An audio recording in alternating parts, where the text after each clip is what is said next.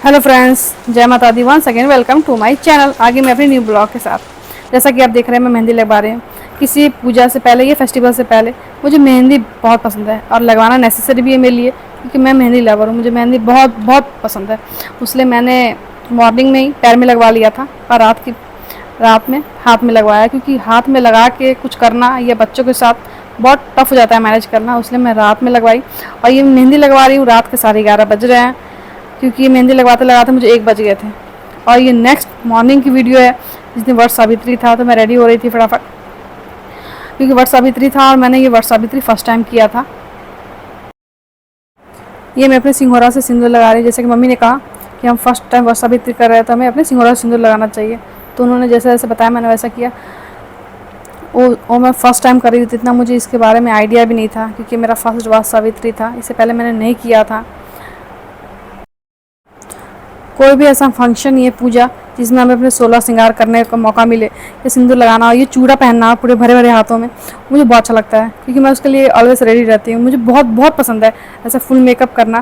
किसी फंक्शन में मैं स्पेशली करना चाहती हूँ, क्योंकि मुझे बहुत अच्छा लगता है हमारे ट्रेडिशन को फॉलो करना, हमारे कल्चर को फॉलो करना, और करना भी चाहिए। मेरे हिसाब से जितना खूबसूरत एक औरत अपने 16 श्रृंगार में लगती है, ये जब वो मेकअप करती है लगती है, उतना खूबसूरत कभी भी नहीं लगती है। इसलिए मुझे स्पेशली मेरा ये लुक मुझे बहुत पसंद है। चलिए आप बताइए कमेंट करके आपको मेरा ये लुक कैसा लगा।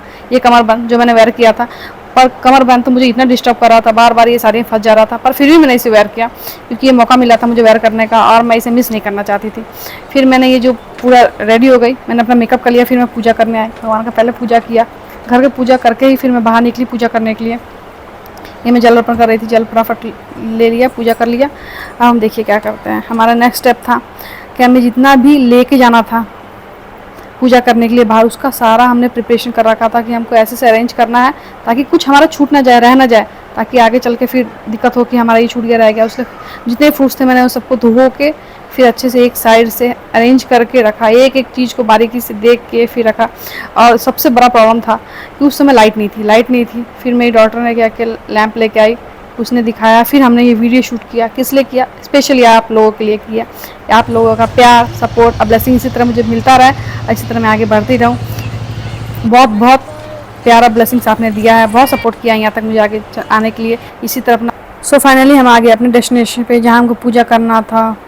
ओ नो, इतना भीड़ की देख के मेरा दिमाग ख़राब हो गया। इतना भीड़ की कैसे होगा पूजा, गर्मी इतनी, बहुत गर्मी। फिर पंडित जी आए, पंडित जी के हेल्प से मैंने पूजा किया, उनको रखा था पूजा के लिए, क्योंकि मुझे इसके बारे में आइडिया नहीं था। तो मेरा था कि पंडित जी के साथ पूजा अगर किया जाए, उनके डायरेक्शन तो ज़रा बेटर होगा। फिर पंडित जी आए और फिर हमने पूजा स्टार्ट किया। ये पूजा आप देख ही रहे हैं, पूजा कंटिन्यू है। जैसे जैसे उन्होंने बताया, डायरेक्शन दिया, वैसे वैसे मैंने किया, क्योंकि मुझे भी इतना आइडिया नहीं था। बताइए कमेंट करके कि जो लोग मेरी ये वीडियो देख रहे हैं उनमें से कितने लोग करते हैं वट सावित्री पूजा, और आपके वहाँ क्या ऐसा सेम होता है या कुछ डिफरेंस होता है? क्योंकि हर जगह कुछ ना कुछ अलग होता है, सेम तो होता ही नहीं है, क्योंकि हर जगह कुछ ना कुछ अलग अलग फॉलो किया जाता है, अलग तरीके से किया जाता है। एक ही पूजा होता है पर अलग तरीके से अलग नियम होते हैं हर पूजा करने का। इसलिए थोड़ा बहुत अंतर हो सकता है, फॉर द भी डिफरेंस हो सकता है पूजा करने में। लेकिन हाँ, गर्मी क्या आपको ज़रूरत थी? गर्मी तो कुछ इस तरीके का था कि मेरे लिए मैनेज करना टफ हो गया था कि अब पूजा कैसे हो पाएगा। ऊपर से इतनी रश कि मुझे अंदर जाके पूजा करना का मौका नहीं मिल रहा था, और इतनी रश कि कोई भी तैयार नहीं था कि हम पीछे हटे।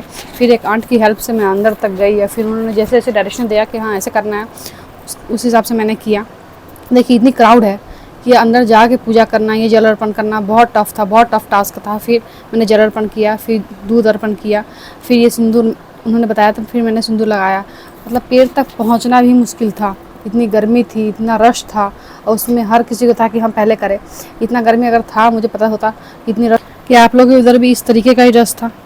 इस तरीके के रश में पूजा करना, वो भी प्रेम से अच्छे से, हम जिस तरीके से चाह रहे हैं पूजा करना, वो भी पूजा क्या है ना, बहुत शांति का चीज़ होता है। बहुत शांति से, जितना शांति से की जाए उतना अच्छा से होता है। इसलिए शांति से पूजा करना इस जगह पर ये तो पॉसिबल ही नहीं था। फिर जैसे जैसे मुझे हो पाया, ये जितने अच्छे तरीके से मैं कर सकती थी उतने अच्छे तरीके से मैंने किया। फिर ये धागे का फेरा लगाए लेके, पंडित जी बोले थे।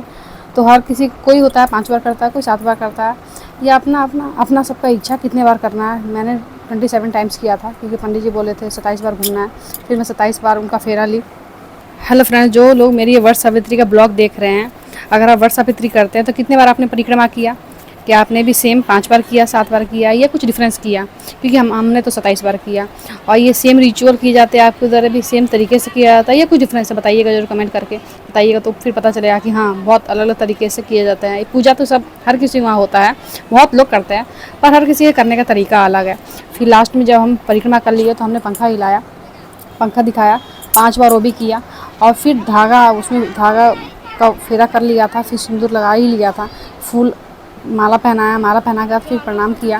प्रणाम करके जितना भी वहाँ हमने अर्पण किया था सामान, वो सबको हमने थोड़ा सा अपने आंचल में ले लिया और जो भी था वहाँ पे छोड़ दिया था। फिर अंत में प्रणाम करके उनका आशीर्वाद लेके कि हमसे कोई भी गलती अगर हो गई हो क्षमा कर दीजिएगा, क्योंकि हम फर्स्ट टाइम पूजा कर रहे थे, हमें इतना आइडिया था नहीं। नेक्स्ट टाइम जितना हमसे बेटर हो पाएगा, ये जितना बेस्ट हम कर सकेंगे उतना हम करेंगे। हमने ट्राई किया था, जितना भी ट्राई किया था हमने बेस्ट ही किया था, क्योंकि जो भी करता है, जो भी फर्स्ट टाइम करता है, अपने से जितना कोशिश हो सके, जितना अच्छा से हो सके वो ज़रूर करने की कोशिश करता है। जैसे मैंने किया था, ये मेरी पूजा कंप्लीट हो गए थे, तो लास्ट में हम सोचे थोड़ा रील्स भी बना लेते हैं। ये घर के पूजा, पति की पूजा, क्योंकि मेन तो इसमें पति का पूजा और वर का पूजा था। वर का पूजा तो हो चुका था, अब पति की बारी थी। ये देखिए कितना मुस्कुरा रही है, क्योंकि इनको बहुत शर्म आ रही थी। ये नहीं ऐसा चाह रहे थे कि हम ऐसा करें, लेकिन हाँ करना था तो फिर करना ही था। पैर धो के फिर इनको पंडित जी बोले थे लड्डू खिलाने के लिए, फिर लड्डू खिलाए, क्योंकि कुछ मीठा होना चाहिए। तो फिर जो हमने पूजा, चलो अब कुछ पति की भी सेवा कर लिया जाए। जैसे लड्डू तो खिला ही दिए हैं, अब इनको थोड़ा टीका लगा के इतना इनको शर्म आ रहा था, ये ऐसा चाह नहीं रहे थे ऐसा कुछ हो, लेकिन फिर भी जिस तरीके से मैं डायरेक्शन दिया गया था हम सेम उसे फॉलो कर रहे थे। पंखा हिला, इनको बहुत आनंद आ रहा था। देखिए इस तरीके से इतनी गर्मी में भी पंखा खाने का मौका मिल रहा है, भाई कौन चुकेगा, हर किसी को हाँ चाहिए। हाँ बेस्ट, हमारे प्रणाम करने से पहले ही प्रणाम करने के लिए रेडी थे। देखिए बोलते थे नहीं इसका क्लिप मत लो, प्लीज़ इसका क्लिप मत लो, क्योंकि प्रणाम क्यों करोगी तुम, हमारी अर्धांगिनी हो, बराबर का हक है तुम्हारा, प्रणाम नहीं होना चाहिए। ये हमने लास्ट में फिर कुछ फ़ोटो शूट करवाया। क्या आपको मेरा ब्लॉग कैसा लगा जरूर कमेंट करके बताइएगा, क्योंकि आप सभी का प्यार और आशीर्वाद ही मुझे यहाँ तक लगा। आप सभी स्वस्थ रहे, मस्त रहे, अपना और अपने परिवार का ख्याल रखें। आपको मेरा ब्लॉग कैसा लगा प्लीज़ कमेंट करके बताना, प्लीज़ कमेंट ज़रूर करना। Bye bye.